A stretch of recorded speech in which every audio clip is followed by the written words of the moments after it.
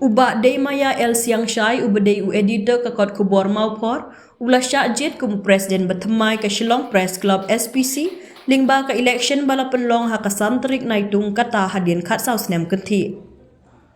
Ha kene ke election uba Siang Shai ulala ban penrem no ya uba Jo Thangkiu uba day na bate CTV da ka bayo khandai puai von. Bat syakjit ban mi bujili ha ke jaka jau presiden barim uba David O Light Plang.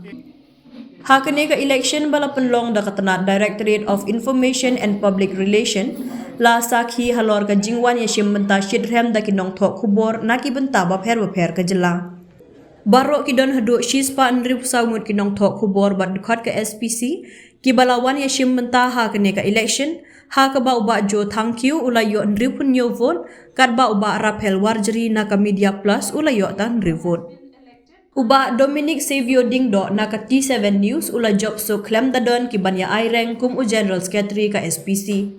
Kat ba uba Gershom Han, uba day u editor ka kot kubor pet ngor, ula syakjit kum u treasurer, hadin ba ula yo haduk shispa kat live vote, da ka ba penrem no ya uba Martin Nongklau, uba la yo tangsan po vote. Ha ka jingkran u presiden bertemai ka SPC ula ai kuble ya barok ki dekat ki balasyanya ha u ban shimti ya kene ka kam. Ula ong ru ba ukermen scam bada ke jingkershan bat ke jinga trelang jong baro on la ban penyat syakmat bat penklanya ki jing trekam jong ka kelab hapo ke jela. And all my colleagues, all my members who have shown your confidence on me to be your new president, and I hope with your cooperation, with your support, we will move ahead to make a press club a vibrant press club. Not only in Shillong, not only in Meghalaya, but in the northeast and in India as a whole.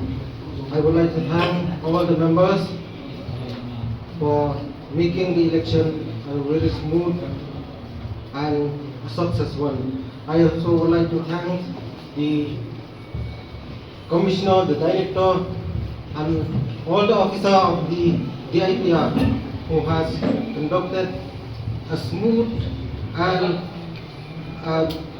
transparency and a democratic way of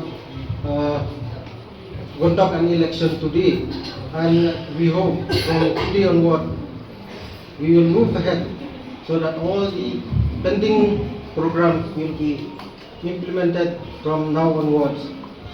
And I also request each and every member that from now on we will work together as a team to make the club